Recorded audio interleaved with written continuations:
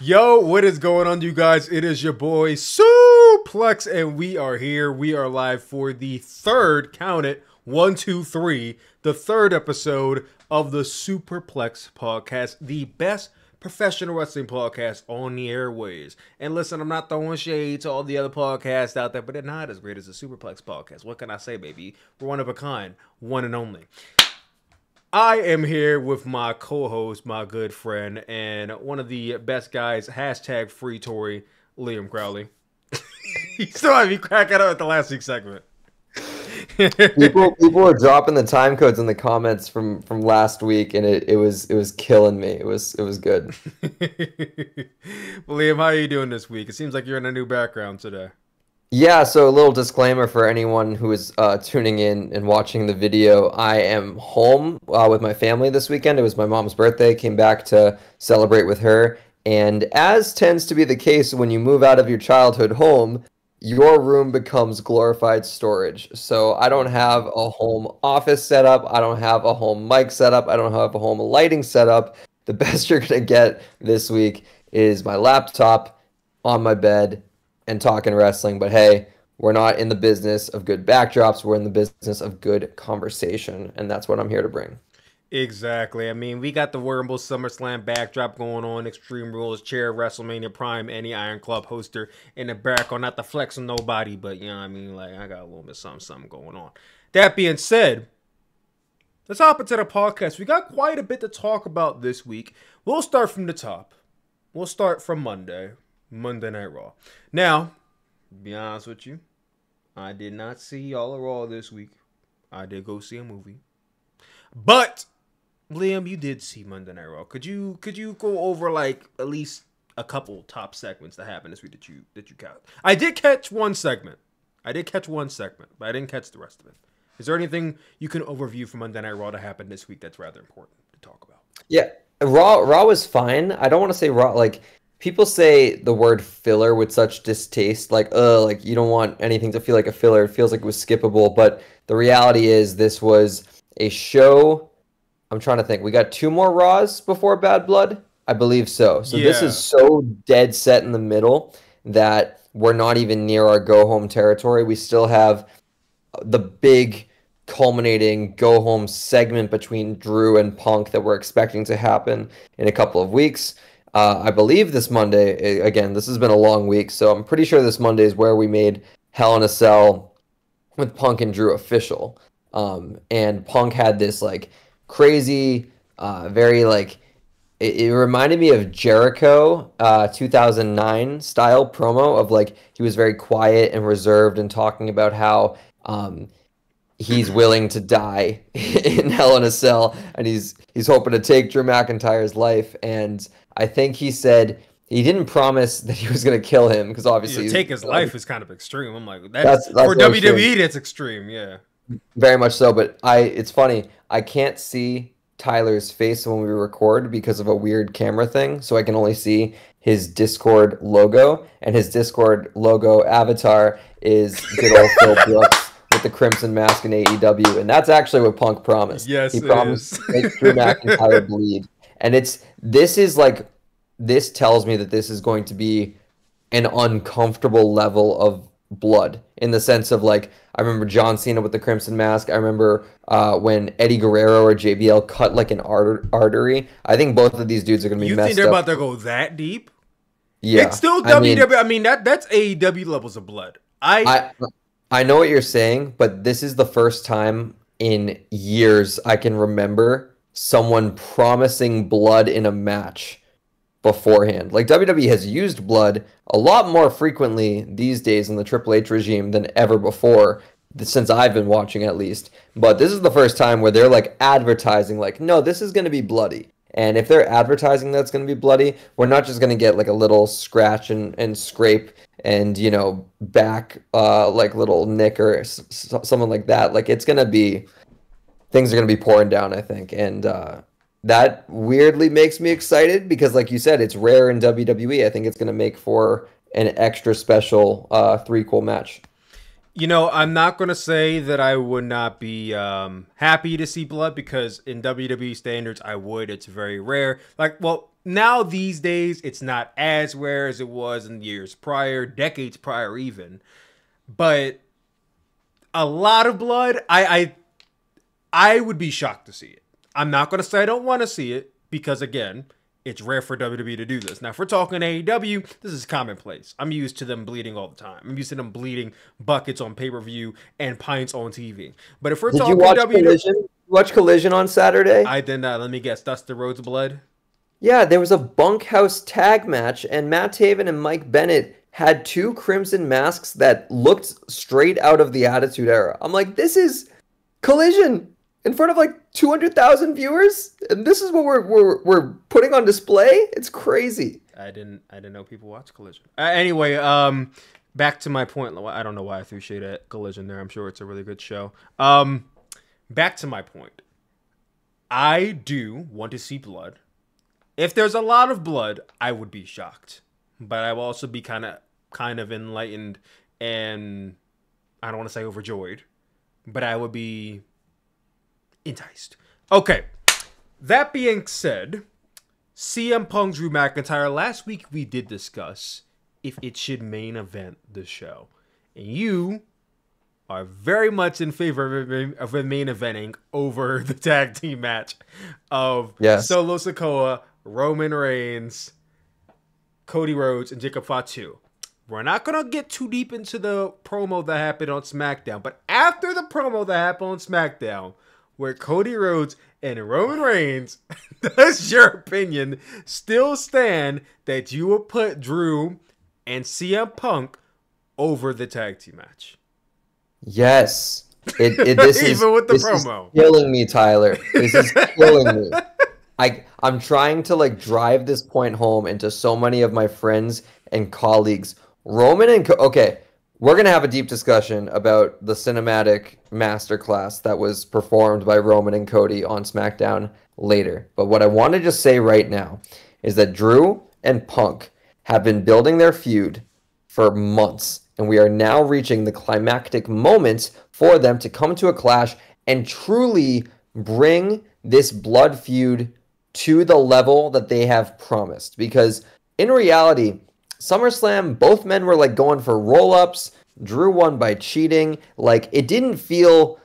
These two dudes hate each other and they're wrestling like a standard wrestling match. And then the same thing happened at Bash in Berlin where, sure, there was a little bit more brutality. There was the strap involved. But, oh, Arg, I hate you so much that I'm going to touch all 4 corners to beat you. Like, it just didn't have the definitive exclamation point that the Hell in a Cell match is promising.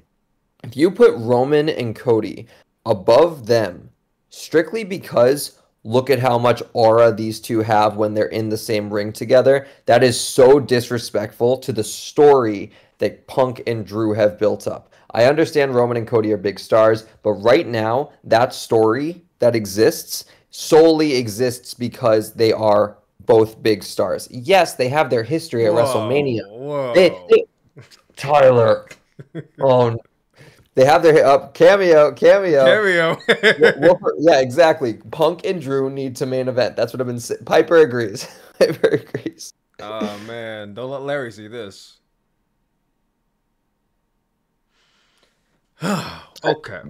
Those are my thoughts. I don't want to exhaust this anymore before we... We'll talk more about it when we get to the aura that was Cody and Roman's segment from SmackDown. So we'll touch upon that a little bit later. But one segment that did happen on Raw that I actually do want to talk about is the New Day. Now, I didn't see myself talking about the New Day on this podcast very often because they're a tag team / factions been around for WWE for well over a decade now, which is crazy to say, but they've been around since, I think, late 2013. I still remember them debuting in the bright blue tights and trunks and... you know, the clapping and the towel and I still remember all of that. It's like it happened yesterday, but it's been 10 years. Like, what the hell? And they have been, to my knowledge, one of the longest running acts in WWE history. I can't recall a faction or tag team that has stretched 10 plus years without a breakup, without separation, none of that. Now, there has been a singles run in the works for 2 members of the New Day, that being Kofi Kingston and Big E, both of them being WWE champions. But even when they were WWE champions, they still had the affiliation to the New Day, or in Kofi's part, he was still a part of the New Day. I wouldn't say Big E wasn't a part of the New Day when he was WWE champion, but he was more like an affiliate of the New Day. Then when he lost it, I believe he went back to being in a New Day for a little bit. He was still with them, and then he got hurt, unfortunately. But now we're heading towards a direction where it seems like they could be if not, they probably will break up in the future.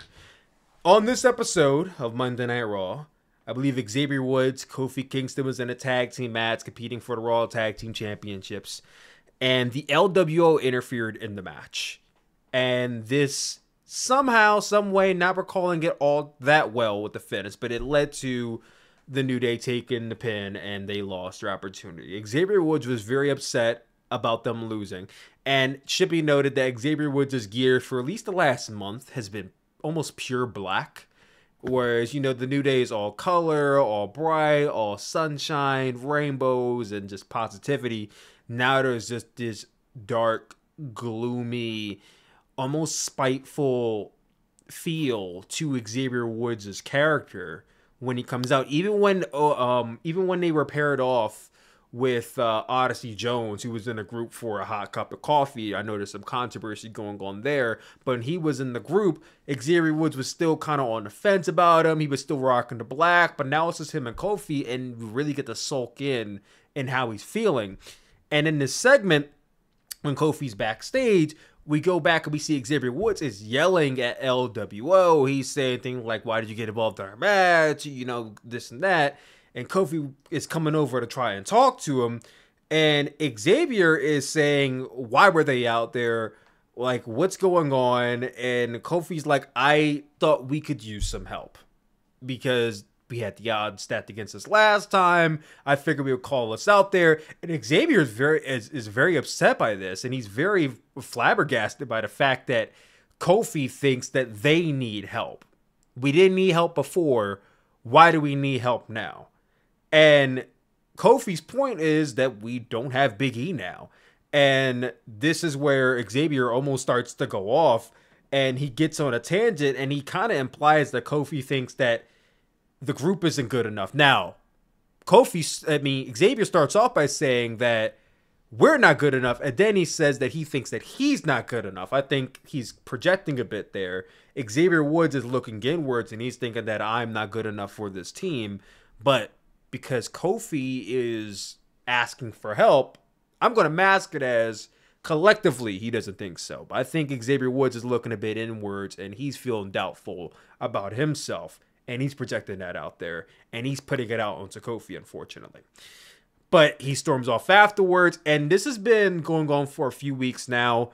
And I do think if they were going to do a New Day breakup, this is kind of it. I don't really see in anywhere in the last 10 years where we have come this close to seem like they are going to. They could do a bait and switch and they don't. But I feel like why would they do all this work to do a bait and switch? You know what I mean? So my question to you, Liam, to the people in the comment section, I'll answer this myself as well. When they do, because unfortunately I think they do, and I will say, I personally don't want them to break up, okay? I don't want them to. They've been a tag team for this long. They should just stay and retire that way. But I understand that is the nature of professional wrestling. Conflict comes across all tag teams, and it seems like it may have been inevitable for the New Day at some point, and it took them 11 years to get to this point. But my question to you guys, to Liam, to the comments, to the people watching at home, can Kofi Kingston and Xavier Woods survive a New Day split? How does the New Day stay fresh if they stick together? And if they don't stick together, how could they survive apart from each other?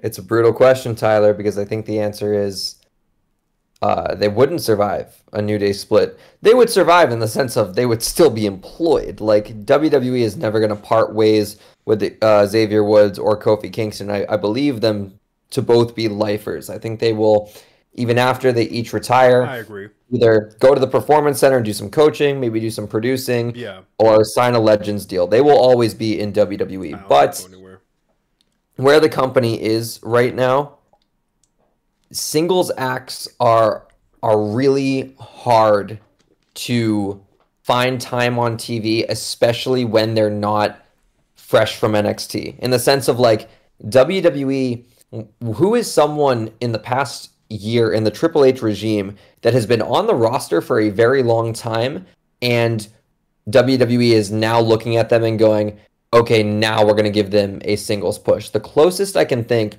is someone like Chad Gable, and even so, they eventually needed to put a faction with him in order to justify some of his TV minutes and all of that. And calling that a push is even scarce at this point. Exactly. Like a push in the sense of he's getting TV time. Yeah, exactly. So there's not a world I see Kofi Kingston picking up singles victories on premium live events anymore.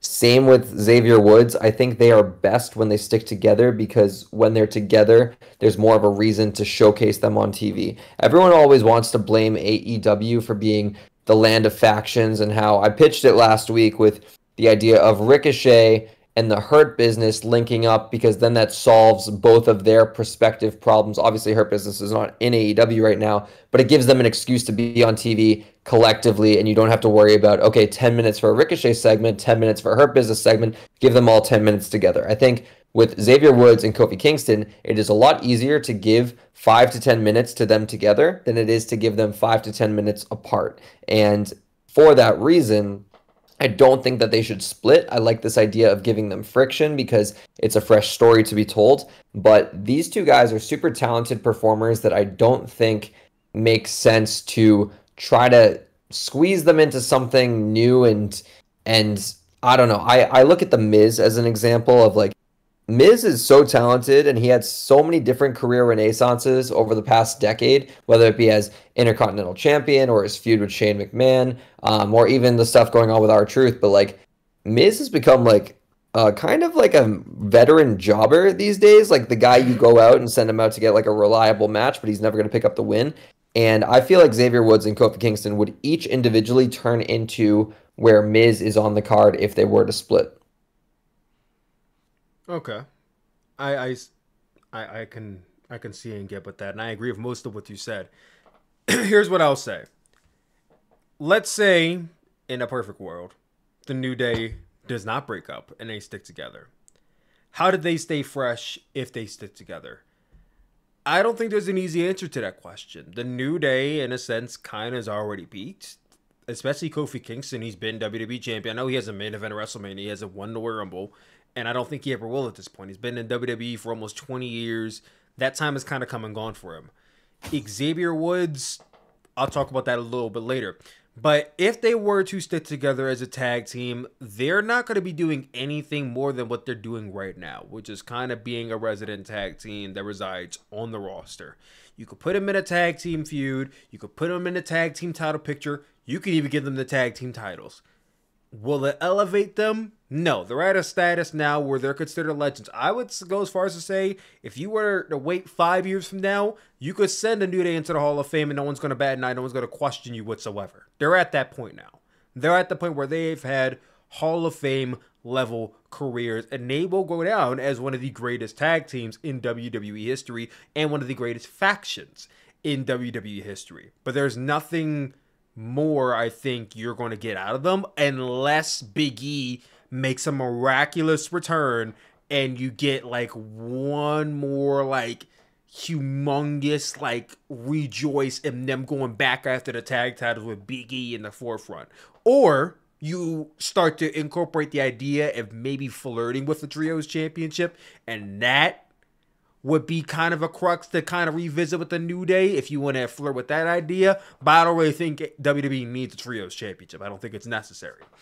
Now, if Kofi and Xavier are to break up, and I think they probably will, would they survive the split? And unfortunately, I don't see how they would. I do. There's one idea I have, and it's a fantasy booking idea, honestly. It may not even happen. Could happen, but very slight.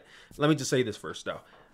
Kofi Kingston, Xavier Woods, like I said, Kofi already peaked. Xavier Woods, you could argue he hasn't. You can argue as a single star, Xavier Woods never reached his pinnacle. He never reached the zenith. He kind of always just been a tag team guy and a faction for the New Day.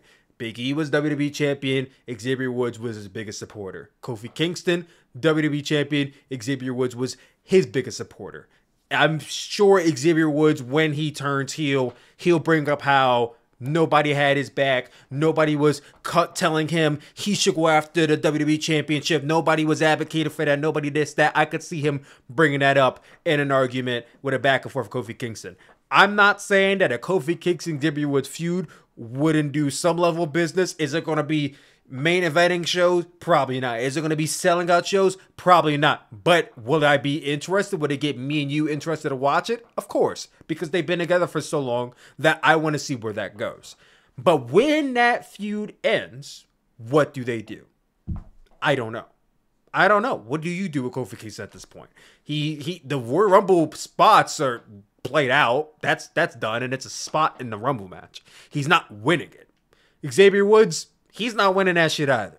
And could he be a main event star? We also don't know because we haven't seen him have a singles run.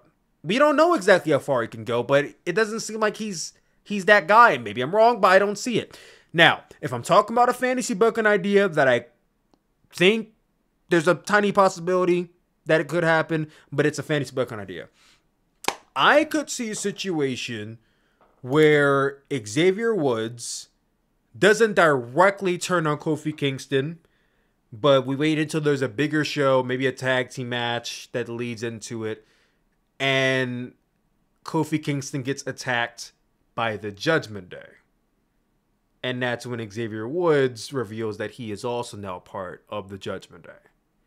Because Xavier Woods, in no other way do I think he's going to be a top guy unless he's attached to a top faction.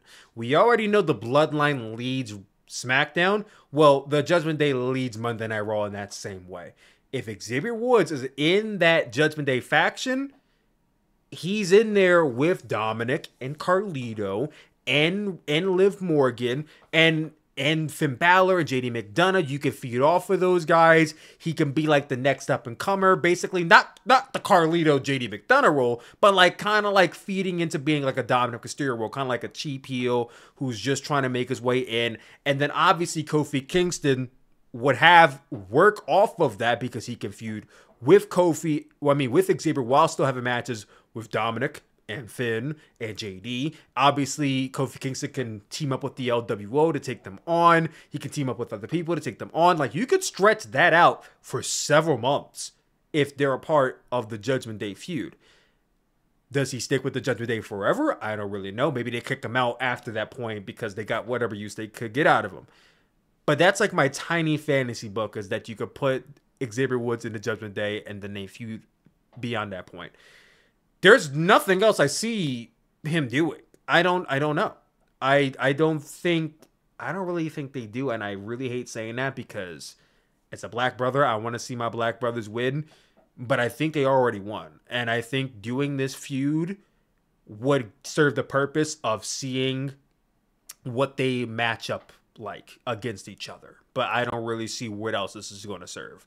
Unless Big E comes back and he can wrestle and be involved in this feud, and they could take it to another height. Even when Big E comes back, is it main eventing a show? I don't see it. I would be shocked. I'd be happy, but I'd be shocked. I don't see this being a world title feud. I don't see this being an IC title feud. I think it just stays in the mid-card, maybe upper mid-card at best. So, do they survive a New Day split? I don't see it. How do they do together? Probably the same thing. I think experimenting is probably best for them. And at that point, do the split, see what happens. Worst comes to worst, they can recoup and be the New Day again in the future. But that's really all I have to say about that. I want you guys to comment down below your thoughts on that, because I think it's very polarizing, them going with this decision. But that's all of Monday Night Raw I really think we can cover right now. Let's talk about NXT. Now, loosely, I did watch some of NXT. CM Punk showed up on NXT this week, which was pretty big for many reasons. It got people to tune in and watch the show. He's going to be on NXT for the very first episode. I thought wrestling, but he's not going to be. We'll talk about what his role is going to be a little bit later on. But the first segment, he was on 2 segments on the show. The first segment CM Punk was involved in was coming out to cut a promo. He was interrupted by Roxanne Perez, the NXT Women's Champion, who I think has been doing a really good job, and she's growing on me as a heel. I'll be honest. At first, I wasn't really seeing the whole heel stick that you guys were, but it's growing on me a little bit. Look, don't shake your head at me, Liam. Listen, I never doubted her as a wrestler. I always thought she was really good in the ring. She's been great at times. But as a heel, she just is not believable to me. Now she's starting to grow on me a little bit. She's that snarky, I don't want to say AJ Lee type, but kind of in the vein of just going up against people bigger than her, and she's able to combat that and make it out each time. She dropped the iconic line, "I finally realized that I should have been a Drew McIntyre fan," coming at her idol, because historically, as you guys know, she idolized CM Punk or Cora Jade, if you paid attention to any of that stuff. Not quite Becky Lynch and Edge circa 2018 when Becky Lynch was hot and she said, "Why don't be careful not to hurt your neck exiting those ropes." Not quite that level of fire, but she did something there. It led to Julia coming out, and they're going to be matching up against each other. Can't wait to see Julia versus Roxanne Perez. Now, Punk came out again later on in the night. Now, this was between a segment with Ethan Page, Trick Williams, and Tyrese Halliburton. I am not that familiar with basketball. Don't ask me what team he's on. It's such an absurd thing to say, though. What? Like, I know you're not familiar with Tyrese Halliburton, but like, oh, CM Punk came up for a segment with Ethan Page, Trick Williams, and Tyrese Halliburton. It's so random. It's very random. And again, who does he play for? The Pacers, I think? Yeah, Pacers. I pay attention. Thank God, because I would have assumed it was somebody else. I wouldn't have said Stephon Curry, but I would have assumed it was somebody else. Anyway, this in-ring promo led to the reveal that CM Punk will be the special guest referee for Trick Williams versus Ethan Page on that very first episode of NXT and on the CW network for the NXT Championship. And my question to you, Liam, is CM Punk needed for this match? No, he's not, but it's an excuse to get him on the card. The show is going to be in Chicago. They're trying to sell out an arena, a full NBA-sized arena for an episode of NXT, which is something that has actually never been done before, even in the black and gold era, when they would have episodes of NXT from Barclays Center or from the venue in Toronto, Scotiabank Arena. Those were 1-hour episodes of NXT that were taped right before a takeover. So the only events that have sold out arenas have been takeovers or NXT premium live events. So this is a big, ambitious thing that they're doing, going to Chicago and St. Louis for the first 2 episodes. And how do you do that? How do you stack up those cards? You get CM Punk on the first one, you get Randy Orton on the second one, hometown boys, get them involved somehow. And this is just classic NXT WWE 2K Universe mode booking. Like, CM Punk being the special guest referee for Ethan Page versus Trick Williams is one of the most random sentences I could ever say out loud, but it gives him a reason to be involved in the show that goes beyond just commentary. I would have loved to have seen him wrestle, but as I'm saying this out loud, it's made me realize Punk has not wrestled a TV match since returning to WWE, so it wouldn't make sense for his first TV match back to be on an episode of NXT. Like, after the McIntyre feud is done, I'm sure he's going to start to wrestle on Raw, but they're going to make a big deal out of that first TV match. NXT seems a little bit of a wasted potential, and he'll probably cut a promo on the show before being the special guest referee, but I think it's a good way to get him involved on the card without just having him sit at commentary. You know, you just brought it to my attention that CM Punk has not wrestled on TV since his return, and that is due in part to the fact that he spent a good portion of it injured, but he hasn't wrestled yet. That actually just popped an idea in my head, very much out of the blue, out of the blank. But you want to know something that WWE has not done in a long time, and wrestling just doesn't seem to do a lot, is announce matches months in advance. They don't announce matches months in advance. They don't give you time to really sit on the fact that this is once in a lifetime. This could be one of the biggest matches of the year with the amount of time we're going to have anticipating and leading up to it. And you want to know a match that I think WWE could announce probably as early as like next month to build up to the very first Raw on Netflix? CM Punk's first televised match. Well, technically wouldn't be televised because it's on Netflix, but his first like match on Monday Night Raw. Is that the anonymous Raw general manager? I think so. I didn't realize my computer got notifications. I hope he's not intervening in my whole plot point here. But I am saying that if you wanted to announce CM Punk's first match on Monday Night Raw, I think you announce it in ahead of time and it'd be against John Cena. Yo! That would be something. I'm not expecting Cena to wrestle until Rumble, but Punk versus Cena on the first Raw. The first episode of Raw on Netflix, how do you not book John Cena to wrestle? How do you not book John Cena to wrestle? John Cena said, I'm working 35 dates. Motherfucker, you better work that first Raw on Netflix. You better. He'll be against CM Punk. Wrestle, though. Nah. 35 dates? And there's 53 weeks in a year? Nah, he's got to wrestle on the first Raw on Netflix. He's got okay. Now you don't have. Now he doesn't have to wrestle for the rest of the month, but that first episode of Raw, yes, he does. He does. Okay, I respect it.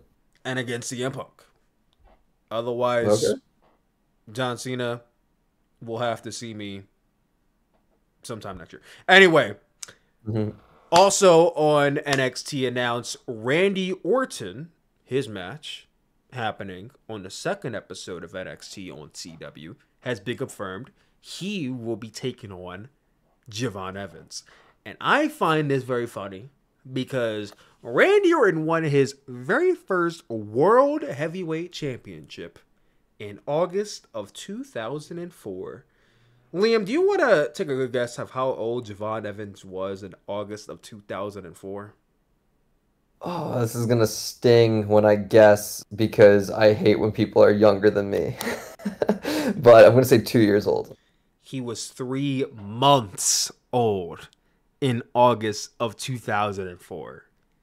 He was born May 2004. Javon Evans was still shitting in his diapers and sucking on his mama's titty when Randy Orton won his first World Heavyweight Championship. And now he's going to be facing Randy Orton on NXT television. What reality are we living in right now?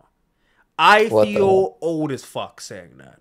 That a 20-year-old man is going to be taking on a 44-year-old Randy Orton. That's insane. It's mind-boggling. It's mind-blowing to me. But it's going to happen. Is it going to be a barn burner? Probably not. But I'm sure it's going to be a spectacle to watch. There's going to be some dope-ass catching RKO spot. I just see it coming already. My question to you is, Liam, the comments, should Randy Orton put the young kid over? I mean, at the end of the day, Randy Orton's coming to NXT to wrestle this one time, one off, probably never again. Javon Evans, he's young.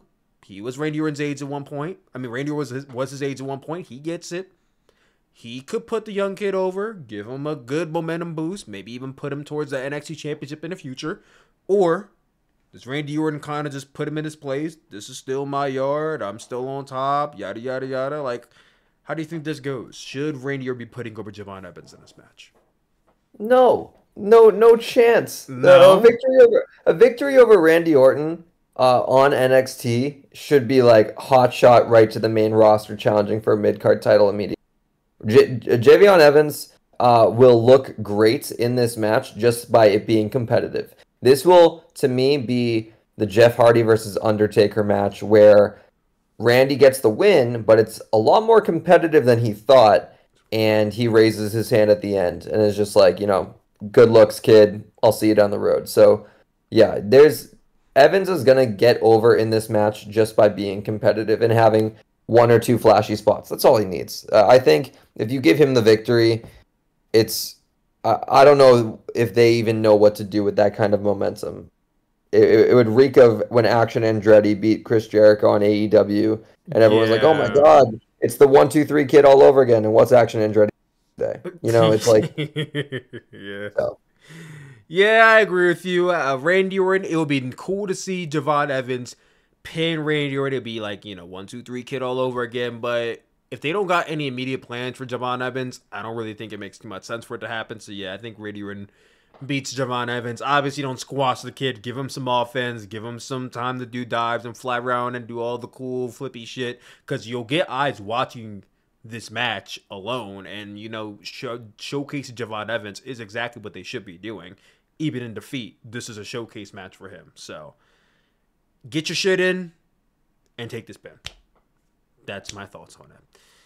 Moving on to AEW Dynamite. I did watch Dynamite this week. But Liam, did you watch Dynamite this week? What did you think of the show? Is there anything we should be talking about that's worth your time? I did not watch live because this is such a cheap plug, but I was getting drinks with Jimmy Fallon in New York City. So that's why Fallon? Oh, Mr. Yeah, it was a Big Shot over here. Little Tonight Show is doing a haunted house exhibit in New York City, and we did a little tour. I got to experience it, and then Jimmy popped by the after party, and we had actually a really good conversation, which I was like, damn, Jimmy Fallon, very personable, very down to earth, very much of a human being, which is crazy when you see people like that and, you only recognize them from TV and they talk to you like they talk to any of their celebrity guests. So shout out Jimmy Fallon on the Sooplex podcast, friend of the Sooplex, friend of Sooperplex, officially Jimmy Fallon. But I did watch the AEW highlights on YouTube. I always make sure to watch back the segments and the matches in clip form. And I thought the show was fine. I thought it was solid. And all eyes have kind of just been on Grand Slam selfishly because myself and Tyler are going to be there next week. Show number 74 for me. Show number 74. Can't wait. Final countdown to it. AEW Dynamite I thought was not the most eventful show, but there were a couple things coming out of it. One of the key things that I did want to talk about here is Dissension in the Blackpool Combat Club. As we all know, a couple weeks ago, after All In, Bryan Danielson was taken out by Jon Moxley with a plastic bag. This man literally tried to kill Bryan Danielson. Now, to this day, I don't really understand how this event has Bryan Danielson out for so damn long. He put a plastic bag over his head. He didn't stab him. But, hey, I guess Bryan Danielson, maybe the brain injury is catching up to him after that point. I don't really know. Anyway, after Bryan Danielson was taken out, Wheeler Yuta was left in the ring crying as Pac was holding him back. Ever since that day, Wheeler Yuta has not been interacting with them much, hasn't been returning their calls, hasn't been checking in with them. In this backstage promo with Pac and Claudio and Mox, Pac calls out Wheeler Yuta, stating that they have not heard from him since they since they turned on Danielson. Claudio tells Wheeler Yuta he's a grown man and he can make his own decisions, but to do him a favor and show up next week to defend the titles with them at Grand Slam. Now, they didn't say against who, and I still don't know against who either, but they're defending the titles at Grand Slam. And Moxley then echoes that Yuta has a responsibility to defend those titles with them and tells him also to show up next week to defend those titles. Now, Wheeler Yuta, Philly represent, Wheeler Yuta in a separate promo states that he won't change the person that he is because of the people around him and what they're doing. But he will be at Grand Slam to defend those titles. And I kind of like the direction they're giving Wheeler Yuta something to work with, because for the longest time, Wheeler Yuta has felt like the young boy of the faction. You have Claudio Castagnoli, a veteran in his own right. Jon Moxley, veteran in his own right. Bryan Danielson, veteran in his own right. And then Wheeler Yuta. Really good wrestler. Has some great matches. But he doesn't have the age. He doesn't have the status. He doesn't have the championships behind him.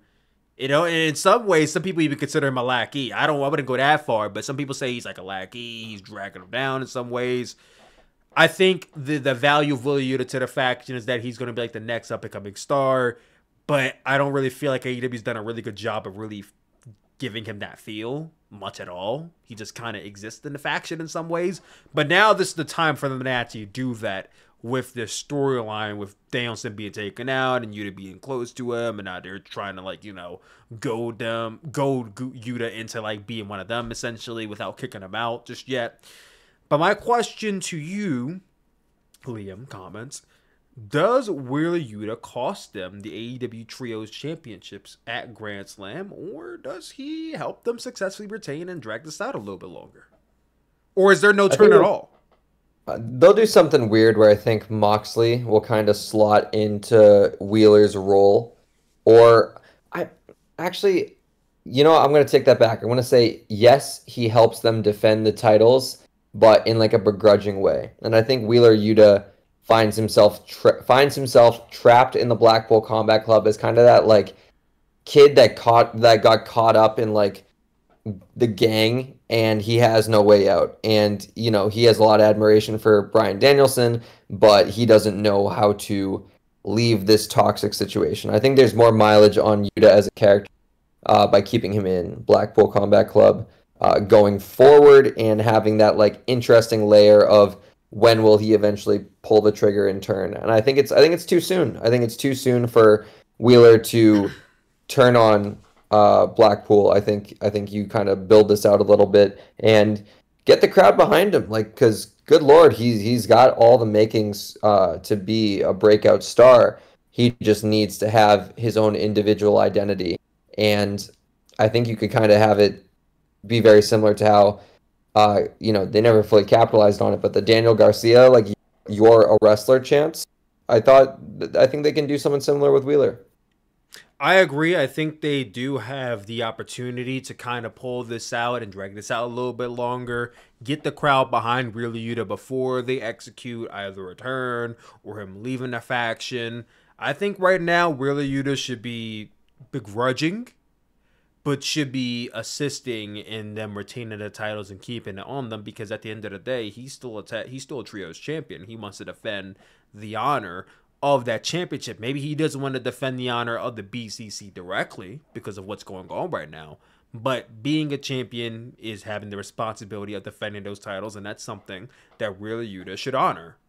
Being a Ring of Honor champion, mind you, honor being a champion and still keep that.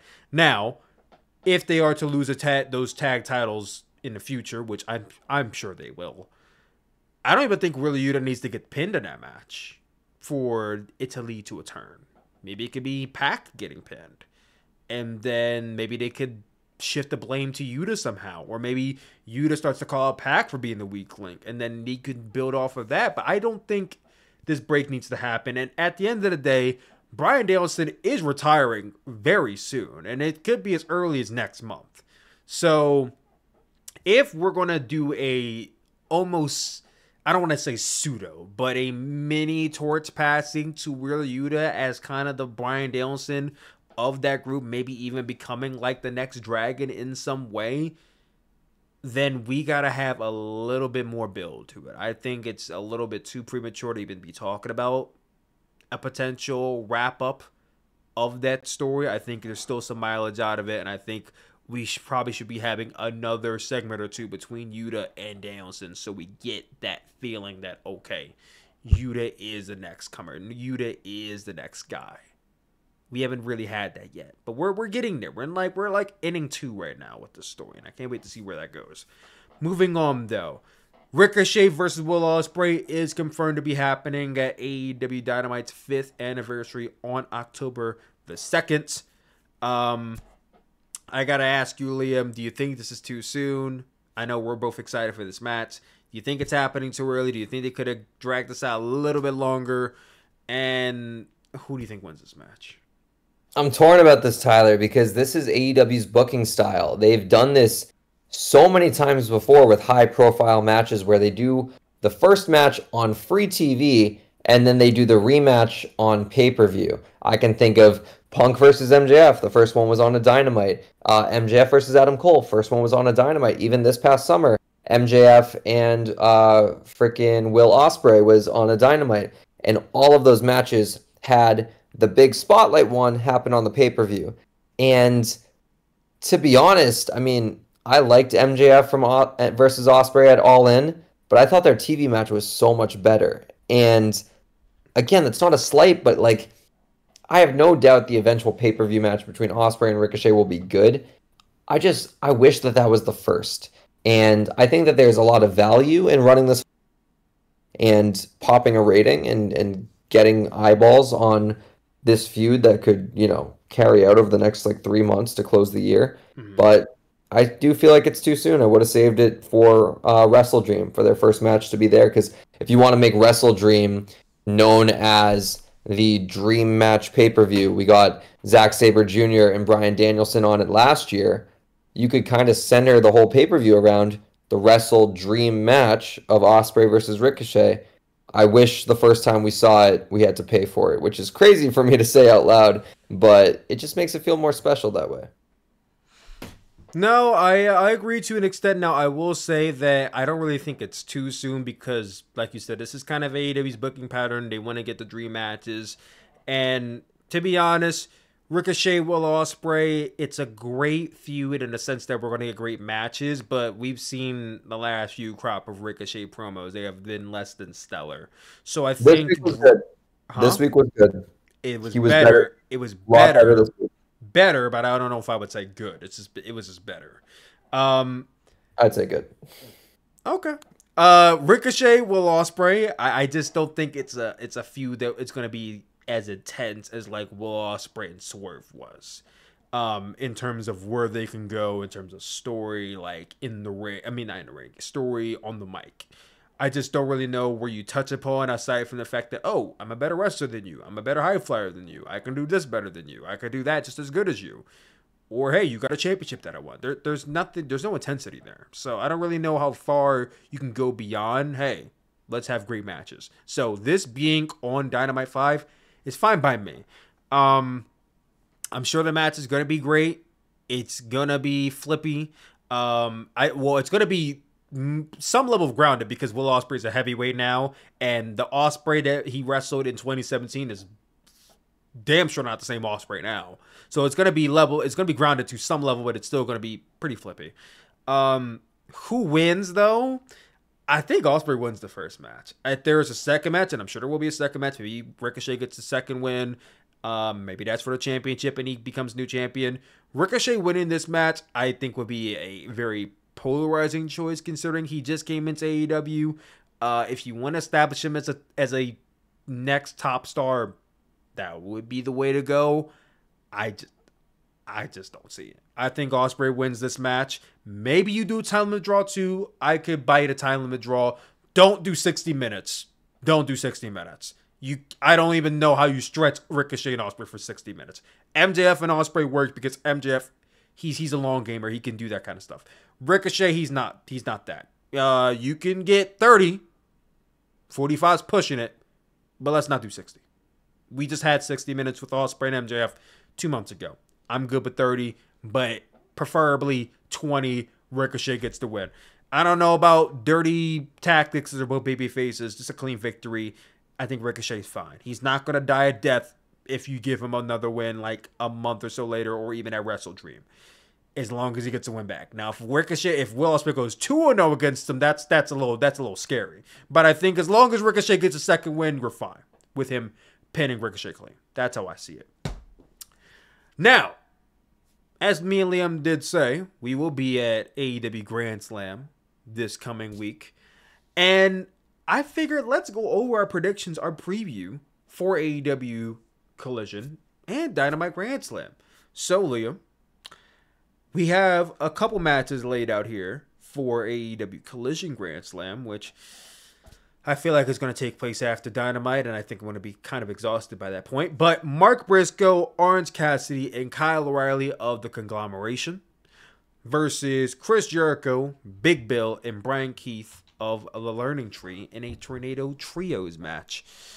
What's the story here? I'm not going to lie. I don't watch Dynamite every week. I couldn't tell you. But I did know that Chris Jericho and Orange Cassidy wrestled this week. I skipped it, but I know that Orange Cassidy won. Good on him. Liam, who do you got winning this match? If I had to take a guess, I'm going to say it's the Learning Tree because they are a faction that seems pretty factioning right now. I don't know. I don't fucking know. It's the Learning Tree.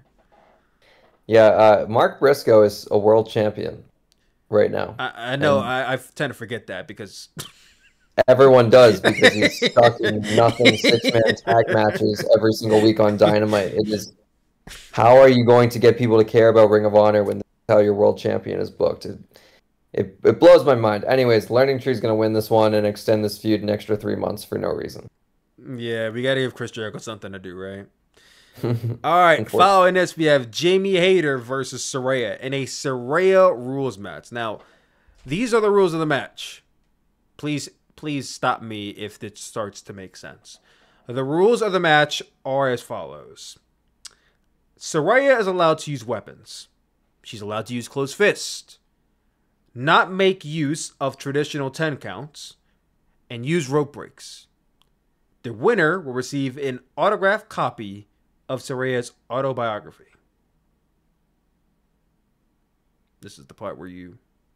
No? No. Okay. I was reading that and I was saying, damn, this is what we got Jamie Hayter doing right now?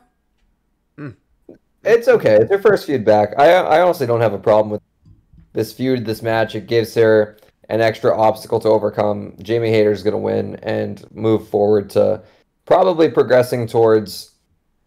I don't know. I don't think Mercedes is dropping the TBS title anytime soon. So maybe after this, she goes straight for Mariah May. I could see that. But this is a filler feud. This is a filler feud for Jamie before she goes for a championship. Yeah, it's definitely a filler feud for her. I don't think the match makes too much. I mean, I know it's a match to put the favor in Saraya, but when you read the match rules out loud, it's like, okay, this is dumb. Jamie Hayter wins. If she doesn't win, I don't know what we're doing here. Hook versus Rodrick Strong for the FTW Championship, or as I like to call it, the Hook Championship, because this championship seems to be made so that way Hook is doing something. Liam, who do you got?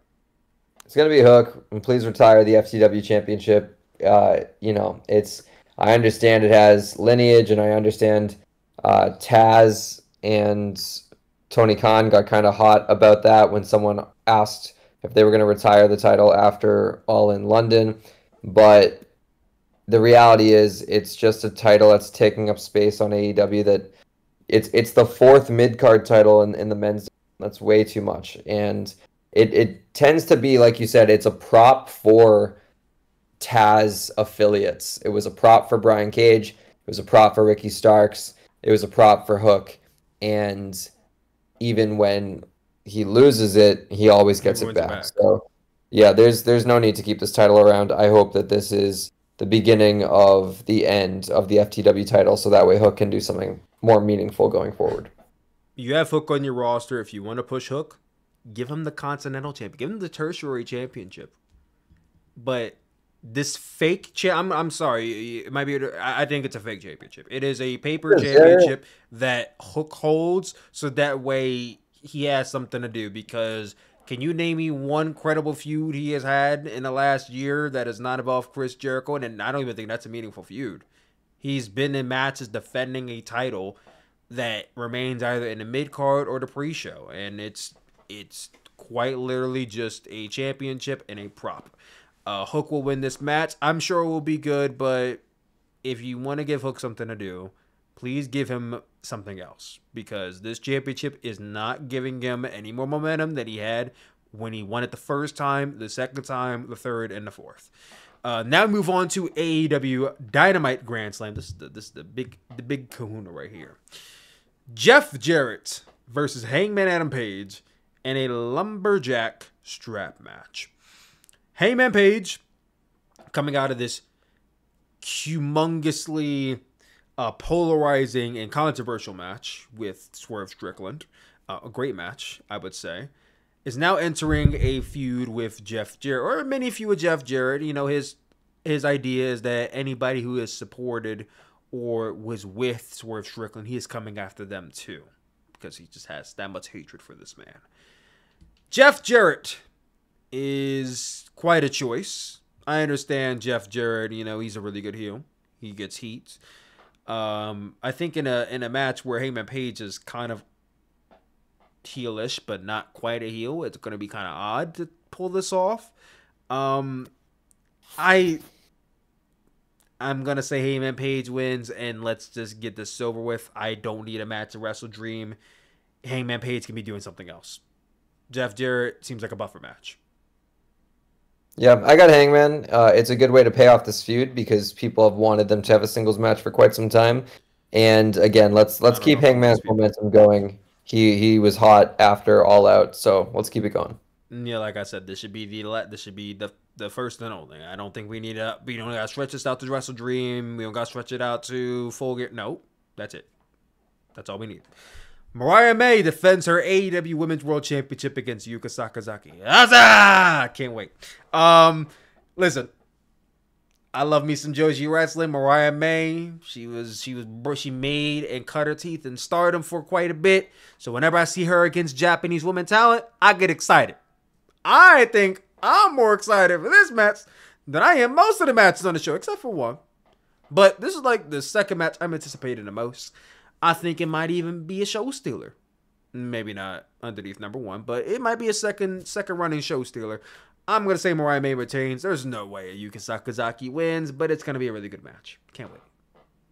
Yeah, I'm right there with you. Mariah May is, at the end of the day, just starting her title reign, and I hope she holds the title for quite some time. So, yeah, Mariah May in a competitive match, but pretty definitive.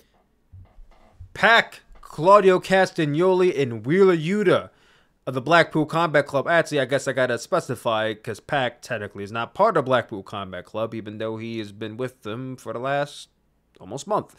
But they defend their trios championship in an open challenge. Who is this team they are facing? I don't know, and I don't really have a good guess for you, honestly. But I'm gonna guess that they retain. What about you, Liam? Yeah, I'll go with a retention because of the fact that we don't know their opponent. So unless they're facing a trio. Unless they face the Hurt Business. Whoa. Yeah, right. They ain't facing no Hurt Business. On an unannounced match. Yeah, no, they're not facing the Hurt Business. Yeah, you're right. They're going to retain. Yeah. I think you build up to the Hurt Business. You don't just throw them on Grand Slam to go up against the Trios champions. Kazuchika Okada versus Sammy Guevara in a AEW Continental Eliminator match. I didn't know the Continental Classic was this important. But if Guevara loses, he can no longer challenge Okada for the title as long as Okada is champion. And if Guevara wins, he'll receive a match for the title on AEW Dynamite 5. Now, I don't really think a stipulation like if Guevara loses, he can no longer contest for the title as long as Okada's champion. The feud is nowhere near the level of intensity that qualifies that type of stipulation. That is a stipulation you have for a feud that has had multiple title matches, that has been going on for a couple months. It's a little bit of a story rivaled history. There's no heat on this match. There's no big story going into it outside of Sammy Guevara wants the title. So why would anyone care that he can no longer go up against Okada? I don't really have a clue as to why anybody would give a shit. But Guevara winning this match seems to be the only way we get another match out of these two. Guevara losing, I don't. You put the stipulation out there. I don't really see how he loses because it doesn't make any sense for this stipulation to be there. So I think he has to win. And Sammy Guevara pinning Okada sounds absolutely wild to me, but I guess that's where we're heading right now. So I got to say Sammy wins. I hate eliminator matches so much, Tyler. I don't like them either. I remember there was a thing WWE was doing a couple years ago called championship contender matches, which were the same thing. A champion versus a challenger in a non-title match, and if the challenger won, they got a future title shot. That's just how non-title matches should work. If you pin the champion in a tag, in a trio, in a singles, you should then get a title match. The fact that we are addressing that right off the bat, I feel like takes away some of the surprise, because I feel like champions rarely lose eliminator matches. And, Yeah, the Continental Classic was such an awesome tournament. I loved the block style action on weekly TV, and I thought it has been hurt tremendously by making it into a championship. I think it should have just been a trophy, and maybe someone gets a world title shot out of that. So hopefully, again, I think Okada should win, but hopefully they revitalize what is when it's brought back this winter. Yeah, I'm guessing you got Guevara winning. Oh no, I'm gonna go Okada. I don't see okay. I don't see a reason for this feud to continue. And again, if Guevara loses, he can't challenge for the Continental Championship as long as Okada's champion. Okay, like he wasn't contending for it before. Again, I don't know why they put the stipulation there. I guess to give it some importance, but it doesn't qualify it. The Young Bucks defending their AEW Tag Team Championships against Kyle Fletcher and Will Ospreay. This is Will Ospreay's third championship opportunity since coming into AEW. I think this is actually kind of technically fourth if you count two AEW international championship matches. But I think this is actually kind of wild that Will Ospreay has gotten this many championship matches in this short period of time. I understand Will Ospreay's a great talent. I understand he's your guy. But I think we need to slow it down a little bit. Just a little bit. I think we need to slow it down a little bit. Because he done already had an AEW World Championship match as international champion. He's already the international champion now. And he's going out to the tag team. Slow down. Slow down. I personally, would I like to see Kyle Fletcher and Will Ospreay explore a tag team, explore it as a tag team and see what kind of chemistry they have and see them run with the tag titles? Yes, I would like to see that. However, Will Ospreay is the AEW International Champion. There is no reason he needs to be International and Tag Team Champion. No reason. So the Young Bucks have to retain by default. And honestly, if he were not International Champion, my answer would be the opposite. But because he is, the Young Bucks have to retain. And I hate saying that because the Young Bucks don't even need to be Tag Team Champions right now. There's no reason. But he doesn't need it. So Young Bucks retain. Yeah, I got the Bucks. I think this is just an angle to get to an Ospreay versus John Callis family feud, whether that be against Kyle, whether that be against Takeshita again. But then at the same time, we got Ricochet 2 weeks from now. So, like I said, I think Tony's putting a lot on Will Ospreay's plate, and that Will Ospreay can handle it, but it's like, bro, he is not your world champion. Calm down. Yeah, I hope this plants the seeds for you would think he is the way he books him. You would think Will Ospreay is his world champion. If you wanted to be world champion that badly, then have him beat Bryan Danielson. I think honestly now, since I say it out loud because I'm wondering about the Ricochet variable in 2 weeks from now, I think that this match is being booked with the way of planting the seed of Ospreay bringing Kyle Fletcher back and reforming United Empire when Mark Davis is healthy. I'd love to see Ospreay lead a faction. Specifically, I'd love to see United Empire under the AEW banner because I love that faction in New Japan. And yeah, Ospreay, Fletcher, Davis, I think that's a really good trio. And maybe this plants the seeds for Fletcher and Davis to eventually beat the Bucks for the tag titles when the time is right. I just fantasy booked that, Tyler. I think we figured it out. I think we got it for sure. We definitely got this for sure. And the main event, Bryan Danielson versus Nigel McGuinness. If Bryan Danielson is cleared to wrestle, they have to keep stating that. Now, again, Danielson got suffocated loosely with the bag. How was he this injured to the point where he has not been on Dynamite the last few weeks? I don't understand it. You would think Bryan Danielson got stabbed or shot or something. No, he's fine. He just got choked out and apparently he's recuperating.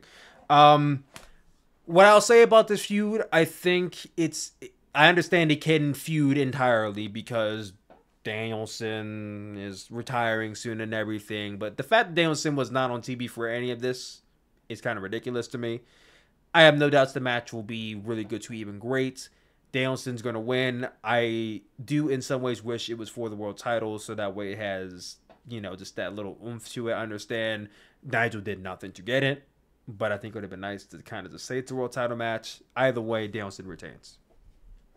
Yeah, Danielson will keep the title. I hope both of them get their big entrance songs. I hope we hear Final Countdown in Arthur Ashe. I hope we hear Nigel McGuinness's Oasis theme in Arthur Ashe. I think it would make for a highly prestigious moment. I loved what they did when MJF defended against Samoa Joe last year at Grand Slam. They did like a cool little championship introduction with the camera angle and everything. It made it feel like a big deal.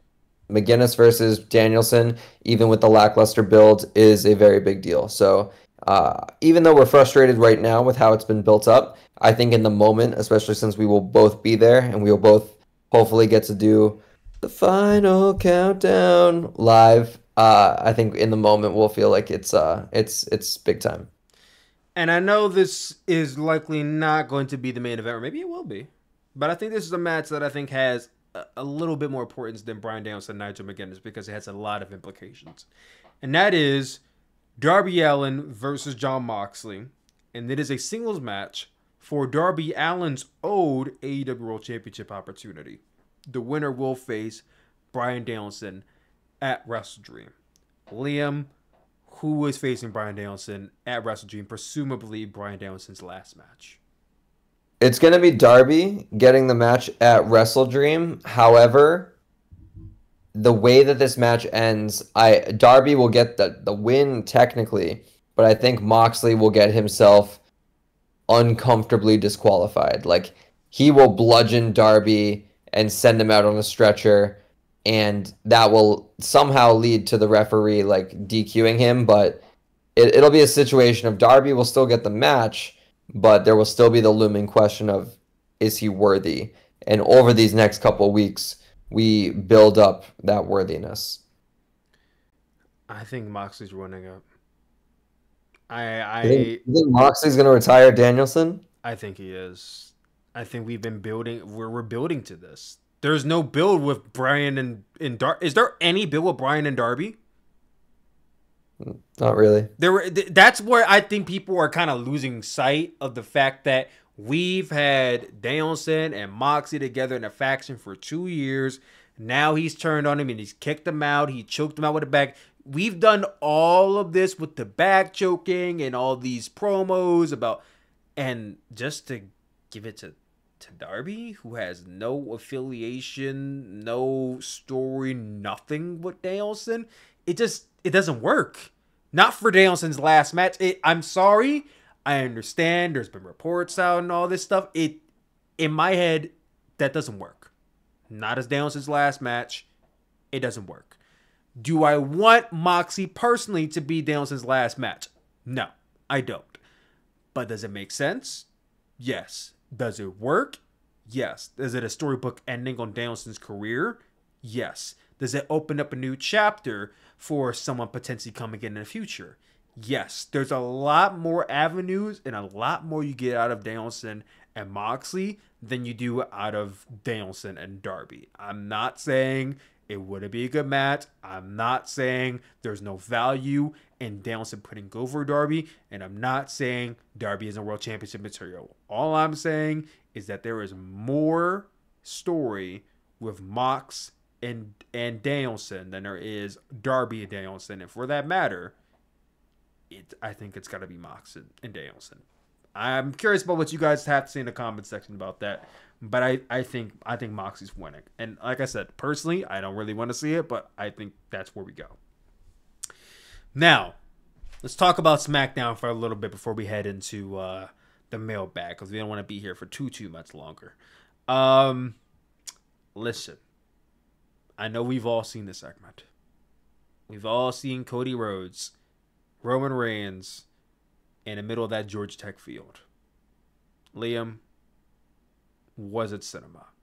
How did you feel about it? Yeah, it was cinema. Yeah, brother. Yeah. That shit was so cool, man. Hearing the rumblings, the day of too, like we heard some stuff like, oh, WWE cameras were at Georgia Tech, probably going to be a big segment with Roman and Cody, and I love the idea of that being their common ground. This is where Roman Reigns played football. This is a stadium in Cody Rhodes' hometown of Atlanta, Georgia.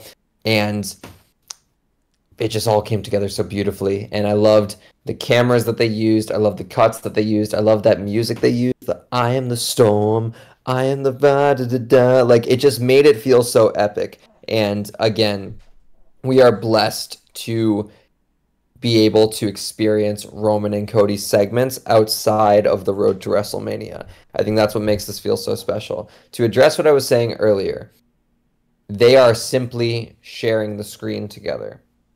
Of course, it is in the aftermath of WrestleMania and all their story, and anytime they converse, they have all their history together. But I don't think just bringing Cody and Roman back into a storyline together warrants them being above the end, the pinnacle, the climax of Drew versus Punk. That being said, I want to make sure this segment gets all of the flowers in the world because I did absolutely love it. I've watched it so many times by now. The one little gripe I have with it, and this makes me sound like such a pretentious film bro, but when Cody Rhodes arrives, he gets out of his car and he's holding the WWE title. Oh, I know what you're about to say. Yep, I know you noticed it too because you're a film guy like me. Yep. He's walking with the title and the WWE logo, like the points of the W are facing inward. And then camera cuts back to him, and all of a sudden the logo is facing outward. And then it happens. It happens like 3 more times, and it took me out of it. It took me out of it because, like, we watch wrestling, right? And you have these backstage segments, and there are these personal conversations that are happening, but the camera's right up in their face. And so you have to suspend your disbelief and go, okay, we have to pretend that we're watching this as if they don't perceive the cameras being there. We're watching this as if it's happening in real time and a camera just so happens to be catching it. When you have those moments of the title flipping and, like you said, breaking the continuity shot, all it says to me, because I noticed these things, is like, this was not we come together, had this conversation, and left. This tells me that Cody's approaching him, and then they yelled cut, and they said, let's do it again. And it's just like, it's such a little thing, and it's so pretentious to complain about. But again, this segment, I want to buy into it so much. I want it to feel like when these two come together in the real world, it does feel this cinematic. Mm-hmm. And little things like that just take me out of the moment ever so slightly. Again, call me pretentious in the comments. Please do. I know I'm being it, but still, it has to be addressed. Liam, listen, I'm a movie buff just like you, and I didn't notice it as well. However, I wasn't planning to address it or wasn't going to talk about it, mainly because this is not something WWE normally does, and I was going to give them a little bit of leeway because at the end of the day, this level of production and cinematography is out of their realm of the status quo. They're used to doing these backstage segments. They're used to doing these in-ring promos that are not shot in this manner. And I think that as a wrestling fan, most people probably didn't even notice it. They didn't even notice it, or if they did notice it, it wasn't going to bug them too much. And like I said, I noticed it, you noticed it. It was a little thing for you. It's a little thing for me, but like I said, because it's their first time, I said I'm going to pretend like I didn't see it. I'm Stevie Wonder. I didn't see it happen. Now, if we get it again, and there's still these little it's like, all right, now fix your shit. But right now, like, okay, you're figuring out. Let's walk you through the process of what we can improve on next time. But outside of that, okay. Yes, this was absolutely fantastic. I loved it because it struck a chord with me.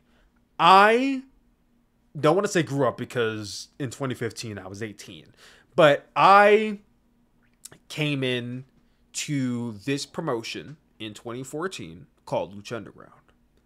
Lucha Underground stood out to me and everybody who watched it because it was a wrestling company like no other. Yes, it's Lucha Libre, it's Mexican Latino wrestling. It's not your traditional North American WWE, AEW style. It's not your New Japan style. It's its own fresh style. If you are south of America, you probably are familiar with it. If you're north of it, you're not too much.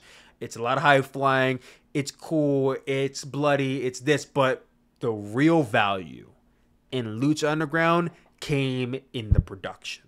The backstage segments, everything about Lucha Underground that was not immediately shot in the ring felt like you were watching a highly produced television show. It felt like TV drama. And no wrestling show at that time, in this time, or previously that I could think of, had production like this. And it stood out. Now, that was Lucha Underground's identity, and once we got to season 3 and season 4, it got played out. But that first 2 seasons, it was magnificent. And this gave me that Lucha Underground authenticity feel. It did not feel super intimate because it was in real time. No. But it felt like I was watching, I know people love to say cinema all the time, but it felt like I was watching a movie. I was watching a short film going into the history of Roman Reigns and Cody Rhodes and why them wrestling in Atlanta is important to both of them and how they have to be on the same page for them to be able to overcome this obstacle, why they don't want to be together. Everything just meshed well together, and the color grading, the angles, the shots, the setting, everything about it just screamed they took their time. They understood the gravity of this. It could have just happened in the ring, and maybe it would have had it, but I don't think it would have. Not as well as it came together in this particular segment. And there is a reason why this segment has 1 million views on YouTube right now. It's due to not just the scripting, not just the production, but everything as a whole. And I would love to see WWE explore this more in the future. I don't want to see WWE do this every week. I think it will become overdone and overplayed by that point. But maybe Drew McIntyre and CM Punk get this type of play next month going into another pay-per-view. Maybe you give this to Gunther and whoever Gunther's facing off against next. But I think certain feuds should get this treatment. And it should be showcased in a way to feel as big as this felt. There's a way for WWE to do this, and I hope they take that route. And they don't overplay it. They don't never do it again. Like, I don't think it should be a case where, because this is our biggest and best feud, we're going to use it this one time. No, we can use it again. We can use it in the future, going into the Rumble, going into WrestleMania, going into this show. Just don't play it out. That's all I ask. But fantastic segment. We don't want to spend too much time on SmackDown. I do want to touch upon one rumor that I heard that really pissed me off. And that is the rumor that when Raw goes and Netflix on January 7th, 2025, and it leaves the USA Network, that SmackDown will be gaining that additional hour that originally belonged to Monday Night Raw. Now, as we know, starting, I believe, in a couple weeks from now, Monday Night Raw will be going to 2 hours. They're losing that third hour for the remainder of the contract they remain on USA Network. But now there's rumors that, once they leave USA Network, SmackDown is already on the USA Network. They'll get that third hour, and maybe the show moves from 8 to 11 p.m. I stated on Twitter that I hate 3 hours of wrestling, and I will always hate 3 hours of wrestling. And I mean this. I never liked 3 hours of Raw. Now, let me not lie and say never. That first year, when I was 13 years old, I was in love with it. Because that's all I wanted to watch was Monday Night Raw. I loved the idea of 3 hours because back in the day, 3 hours of Raw was a novelty.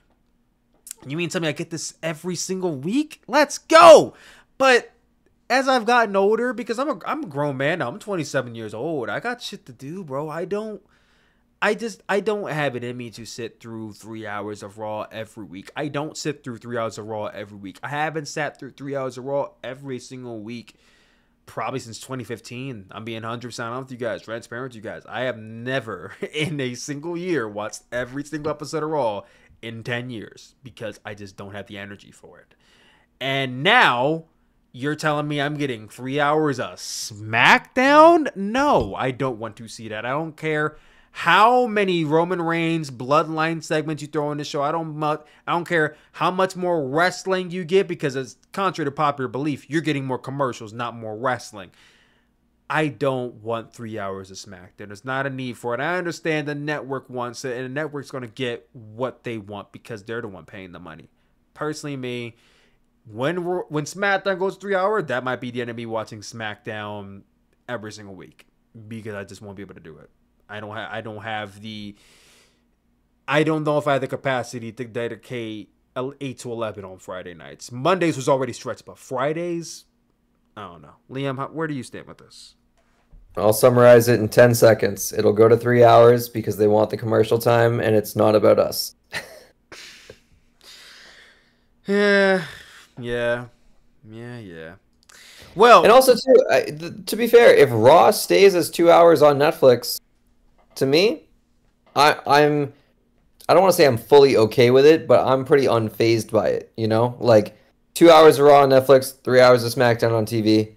That is no different than what we're in right now. And sure, we would both agree we would prefer to have 2 hours of each show, but still, if this is what we have to do to ensure the business stays as profitable as it can be, so be it. Like, more money in wrestling is a good thing. I agree. And we're gonna, before we head into the mailbag, I do want to get into a new segment on the show that I'm really excited to do, and that is Draft Battle. Me and Liam, every single week on this podcast, will be doing a segment called the Draft Battle, where we take a topic, whether it be wrestling related or not, and we do our own version of a WWE NFL draft, where we try to assemble the best possible team for that topic. And this week, the very first week, I figured it'd be fun to do a draft for WrestleMania theme songs, because who doesn't love a great theme song? It was this week when Triple H tweeted out that he was happy that The Weeknd released his new song, Dancing in the Flames. And I said, well, I think we just found out what the theme song for WrestleMania 41 is going to be. I thought it was Travis Scott's theme, but it looks like it might be another Weeknd song. I love me The Weeknd, but 6 straight years of this, I'm a little over. I ain't going to hold you. But it got me thinking, what are some of the best theme songs in WrestleMania history? And could I assemble a team of WrestleMania theme songs better than Liam? I don't think I know that I can. Yeah, I know that I can. Liam, WrestleMania theme songs, how do you feel about them? They're a tone setter. Like, there are so many songs that I love that are associated with WrestleMania because they get picked to be a WrestleMania song after the fact that I have been listening to them. I'm a huge Weeknd fan. I've been a fan of his since 2013, since Beauty Behind the Madness, and I go deep into his discography, and there are so many of his songs that I have loved before they became WrestleMania theme songs, and now when I go back and re-listen to them, I'm just like, oh my god, I can see the graphics in my head, I can see the matches and all that. So I love when WWE kind of breaks the bank for mainstream songs to be WrestleMania themes, and I hope the trend continues. Fiend being 41's theme, I think is going to be awesome, and I'm stoked for all the packages that will get cut up to that. I can't wait for it. But without further ado, we're going to start our draft. 5 slots for each of us. It will go myself, and then Liam, and then myself, and then Liam, then myself, then Liam, so on and so forth till we get to 5. Then we will go down our list, and then you guys in the comments will rank who won the draft. So let's start this off with myself. I am going off of 100% personal bias with this one. This is my all-time favorite WrestleMania theme song. First draft pick into Sooplex's WrestleMania theme songs team is going to be My House by Flo Rida, the theme song to WrestleMania 32. Listen, guys, I don't really know how to explain this to you, but 2016... Flo Rida's My House ran the clubs, it ran the high school dances, it ran the college parties, it ran WrestleMania. I just don't see how this isn't on your list. It's a great song. It gets the crowd going. It gets the people going. I know y'all want to say, oh, what about My Way? My Way may come if Liam doesn't take it. But my first draft pick is My House by Flo Rida, the WrestleMania 32 theme song. Liam, what's your first draft pick? Fine by me. I was afraid you were going to take mine, the super personal and emotionally attached to me, and that is Invincible by MGK, WrestleMania 28. I hear voices in the air, hear it loud and clear. Fuck you, that was my number 2. It's the greatest. It's become a memed like dream match song, but it doesn't change the fact that it is genuinely such a banger. Like this song has gotten me through some tough times. This song has been my PR song at the gym for various different lifts, and I love MGK too. He's one of my favorite artists, and it's so funny to think back to this moment because this was so at the beginning of his career. So it was a decade before he really became the artist he was going to be. And I actually asked John Cena about this because MGK was recently in a John Cena Jackpot on Prime Video, and I interviewed John Cena for that movie, and I was like, you know, how did it feel to have that full circle moment 10 years, 12 years later after he played you to the ring at WrestleMania 28, now movies with him. And he was so complimentary of MGK. He was very like applauding his performance and stuff like that. And yeah, I could go on and on, but Invincible, MGK, WrestleMania 28, certified classic. Well, you definitely took my number 2. That is my number 2 favorite WrestleMania theme song of all time. But I will follow up with a song that I believe is arguably as good. Doesn't match the intensity of the Once in a Lifetime, but it is the follow-up in Twice of a Lifetime, and that is a theme song to WrestleMania 29, Coming Home by Skylar Grey and blank. Yes. Oh no. Yes, by He Who Shall Not Be Named. We will not be referencing this guy. He's in some deep, dirty lawsuits and in a deep, dirty prison right now. But yes, Coming Home by Dirty Prison Cell and Skylar Grey, the WrestleMania 29 theme song, is my number 2. Fine by me. I wasn't going to take it because of current events.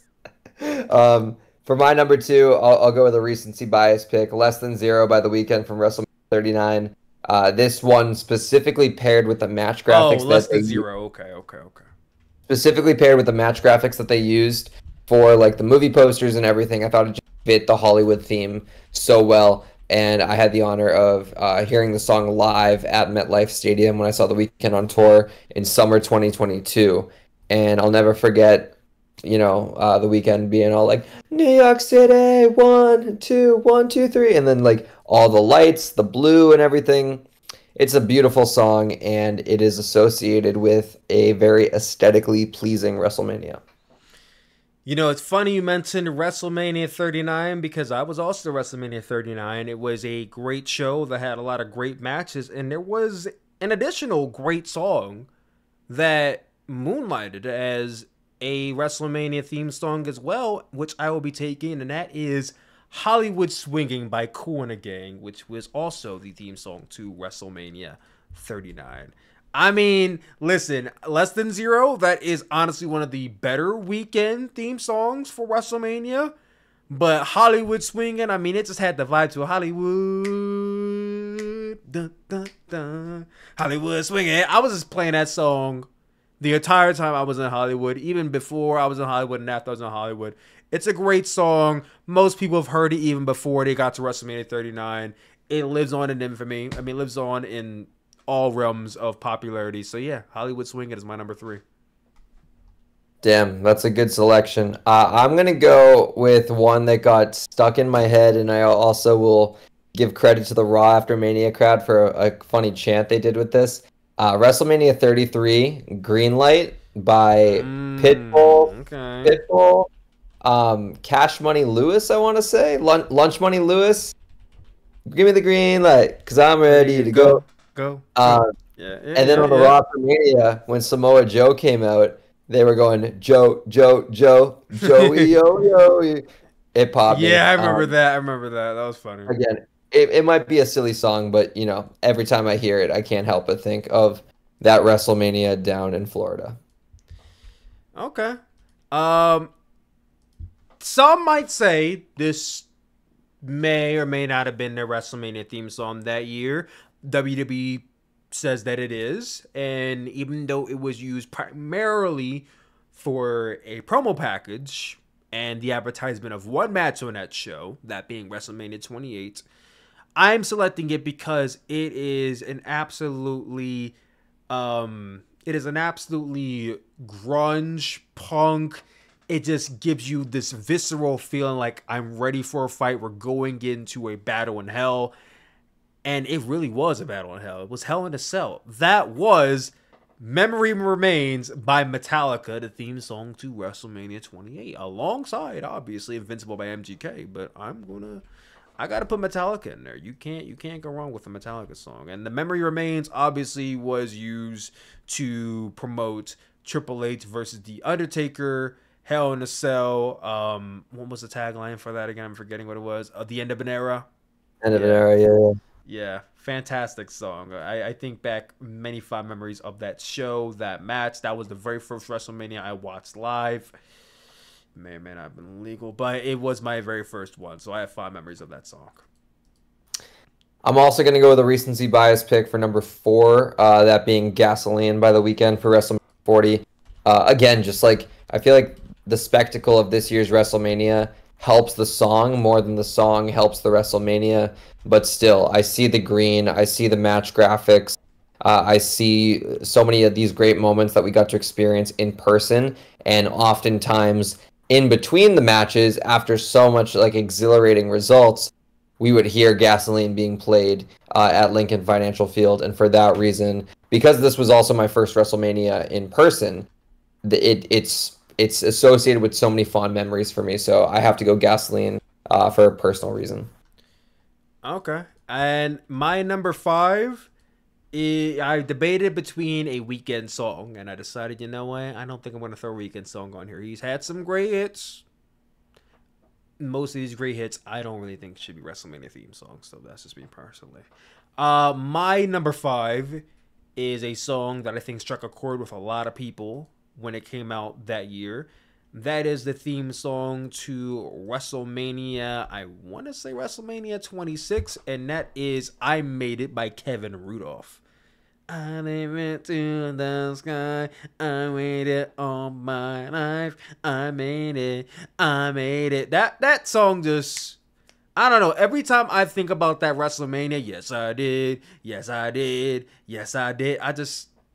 the theme song, it just rocks. It's awesome. My list, it's untouchable. My top 5, my draft, it's there. I Made It, Kevin Rudolph, my number 5. Couldn't leave it off the list. So I was in a weird position with number 5 because I like one song more, but I also want the cheap pop from the comments. So ooh. I would have said, oh my God, I'm already forgetting the song. Oh my God, Written in the Stars from WrestleMania 27. I would have said that. However, WrestleMania 27 was such a boring and bad WrestleMania that I can't just be like, oh, the song was good, therefore it makes up for the bad WrestleMania. So I'm going to do the cheap thing. I'm going to go My Way from WrestleMania 17, right? Yes, am I right? WrestleMania 17. Yeah, let's get me some votes. Boo. I was thinking, I'm like, is this gonna go undrafted? Because I was like, I can see the comments already if this goes undrafted. But Liam, he came in with the they're already gonna be pissed that it's number 10. But Liam came in with the save at the last minute. So as it stands, the first round of draft battle for WrestleMania theme songs, we have Sooplex's list at number 1, My House by Flo Rida, WrestleMania 32. At number 2, Coming Home by Dirty Jail Cell featuring Skylar Grey, WrestleMania 29.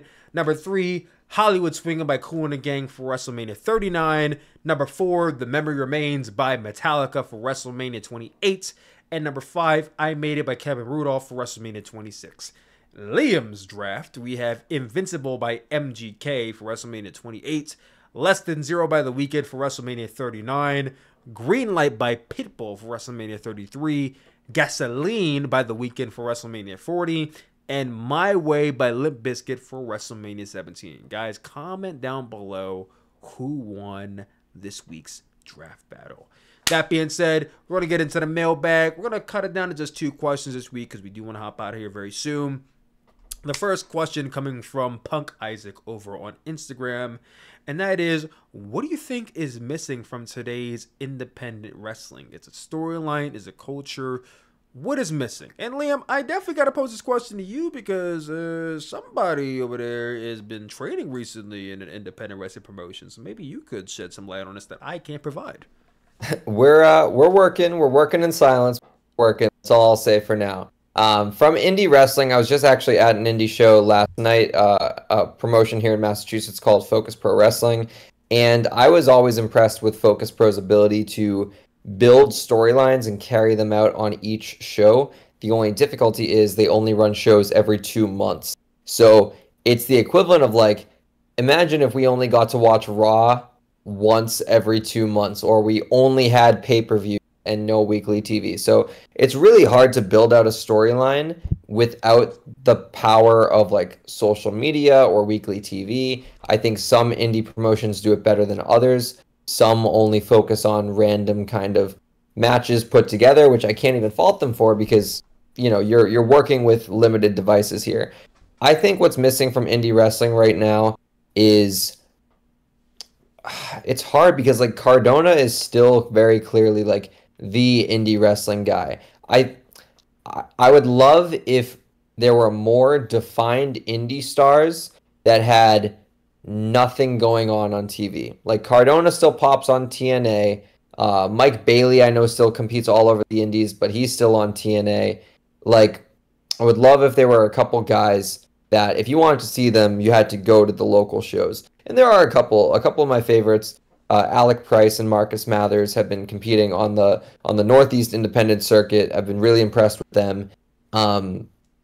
Yeah, I don't think the indies need solving. Every time I go to a show, there's always a pretty decent crowd, but it's hard because they're never going to be TV, and they shouldn't be. They should be their own thing. So, you know, when people ask what's wrong with the indies, I think all your answers lie in the shows. You just have to be the one to go out and seek them. You can't just nitpick indie wrestling and only follow it on social media. You have to make an effort to find a local promotion that you can get invested in. So anyone that's listening to this, Punk Isaac, who sent in the question, thank you again for the question. I implore you to go and find a promotion that you can be that local fan of.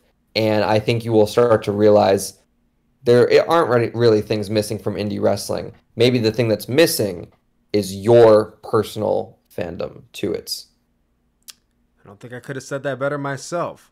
To answer your question on my end, Punk Isaac, as just a spectator of independent wrestling, because I don't actively train, I don't really think there's anything missing per se. I think there was just a period of time, and this would be really the 2010s, where independent wrestling was in a mini boom period because, well, WWE just wasn't providing really good television, and many fans were looking for, hardcore fans that is, were looking for outlets to watch, and this is at a time when AEW did not exist.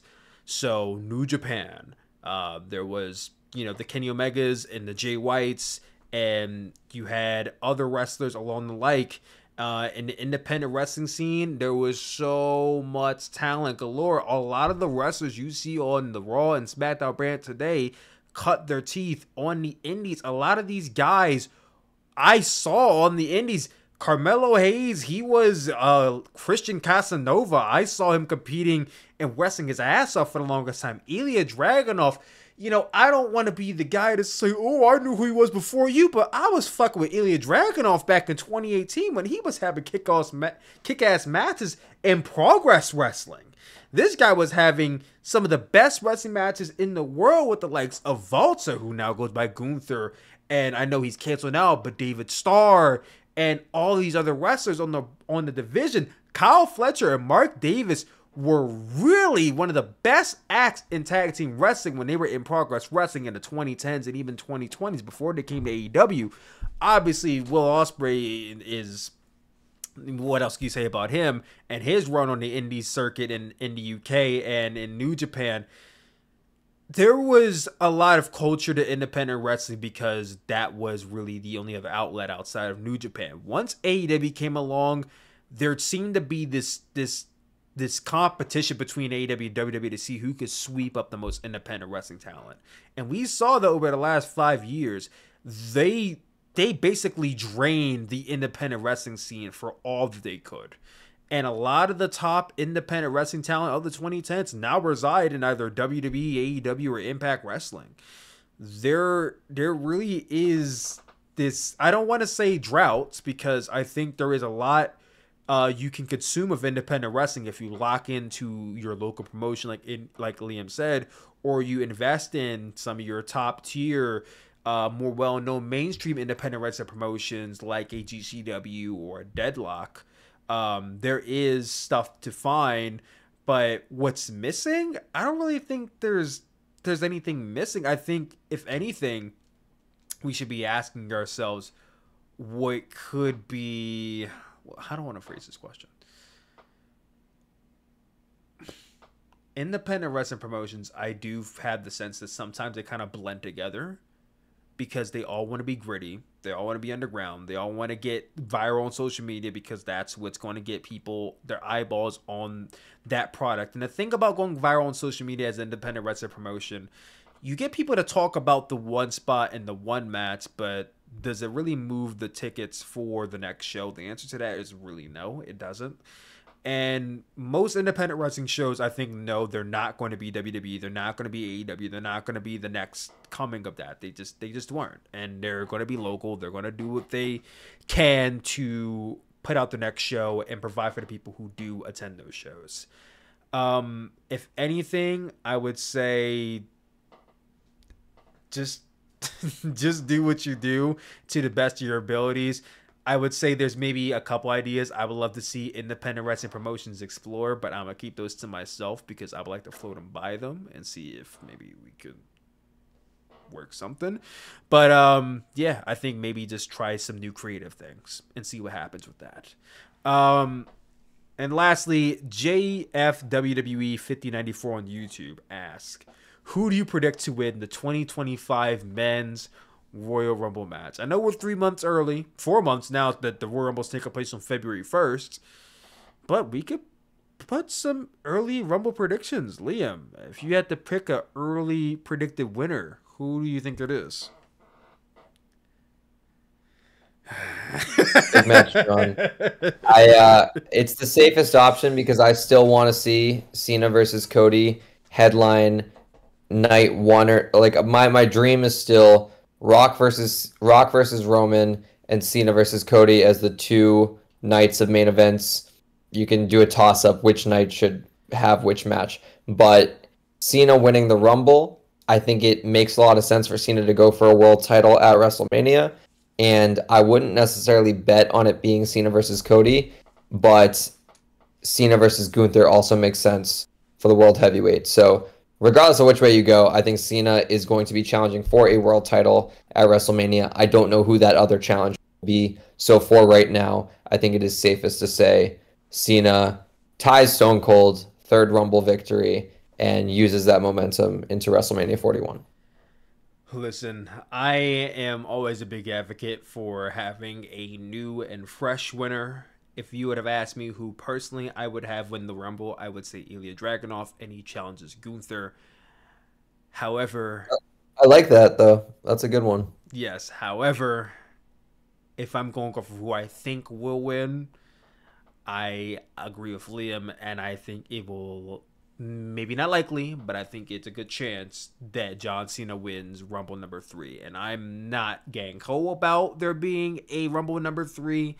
However, if we're talking about the possibility, and not even a possibility, it's very much reality of John Cena having one more full-time run, him working 35 dates, in 2025. If John Cena is going to come back and lock the fuck in, then give him the Rumble and give him a WrestleMania main event one more go for the people to follow, for the fans to get behind, for the children to possibly cry about and want to see him win. Like, one more match, John.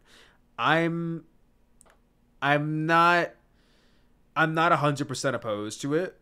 Am I 100% for it? But like I said, this is the last run.